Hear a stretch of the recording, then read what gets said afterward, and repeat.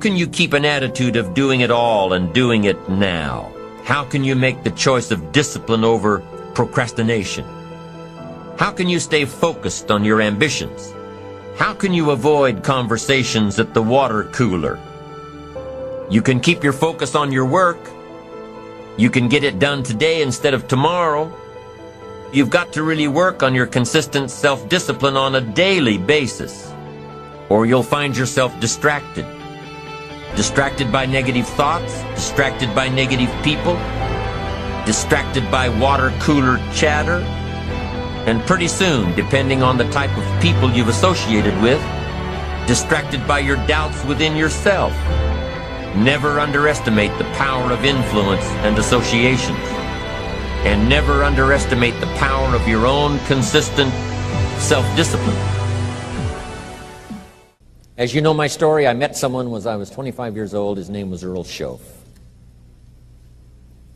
who dropped into my life at an extraordinary time.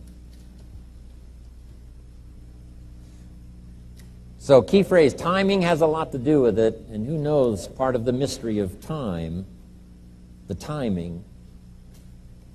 Part of the timing one I just had that experience that I've shared in other seminars when the Girl Scout knocked on my door. And I walked to the door, and she gives me the big pitch on the Girl Scout cookies, best organization in the world for girls. Got several flavors, time to buy the cookies, only $2. And with a big smile, she very politely asked me to buy. No problem, I wanted to buy. Big problem, I didn't have $2 in my pocket. And I didn't want to tell her that. So I did what I thought was next best. I lied to her. And I said, hey, look, I've already bought plenty of Girl Scout cookies. We've still got plenty in the house we haven't eaten yet. She said, oh, that's wonderful. Thank you very much. And she leaves. When she leaves, I say to myself, I don't want to live like this anymore. I mean, how low can you get lying to a Girl Scout? I mean,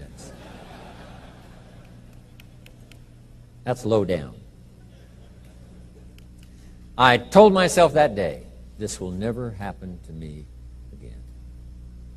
One of those experiences. It's called like life-changing. I said, I'm going to search till I find better opportunities so my pocket won't be empty and the bank account won't be empty, and I won't be so far behind on my promises to my family. And it was shortly after that I meet Earl Schoaf, who taught me how to be wealthy, who taught me how to change my life. So who knows what the connection is, right? Someone says when the student is ready, the teacher will appear. You know, I don't know all the mystery of that. But anyway, it seems like some of those things uniquely happen. But it was Mr. Schoaf over a 5-year period before he died at age 49 who taught me some extraordinarily simple things. He only went to the 9th grade in school, never finished high school, never went to college, never went to university. So he put his ideas and his experiences in very simple language, which I think for me, you know, a kid from the farms of Idaho, that simplicity was so important. Because if it would have been technical, I'd have missed it. If it would have been mystic, I would have, backed away. But it was just basic, blunt, ABC, familiar stuff that I hadn't thought of before. And he did start to remind me, and those ideas changed my life. Mr. Schoaf was the one when I said, this is all they pay. He said, you've been working 6 years, Mr. Rohn, how come you're not doing better? And I said, this is all the company pays. He says, well, that's not true. I said, no, this is my paycheck. This is all the company pays. He said, no, this is all the company pays you. I thought, that's a new way to look at it, right? He said, doesn't the company pay 2, 3, 4, 5 times this amount to other people? And I said, well, yes. He said, well, then this is not all the company pays. It's all they pay you.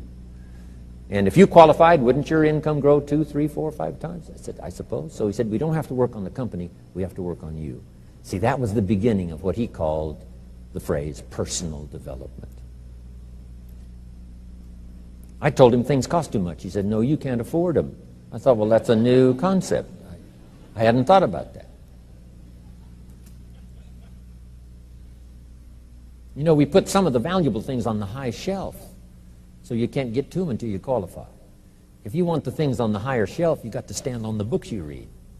Every book you read, you get to stand a little higher so you can get the things on the higher shelf. See, I learned those concepts. It was so incredible.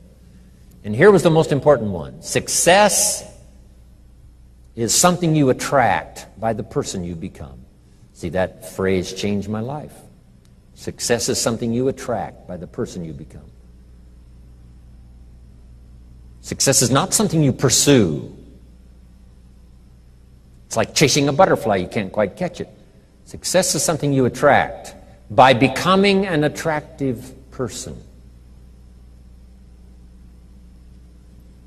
See, those were new concepts to me.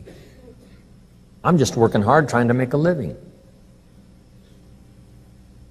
Here's what he said to me. This changed my life. I got a chance to teach this in Moscow and across Russia. 3 visits, now the 4th. Here's what Shove taught me. Profits are better than wages. Nobody taught me that in high school. Nobody taught me that. I went to 1 year of college. Nobody taught me.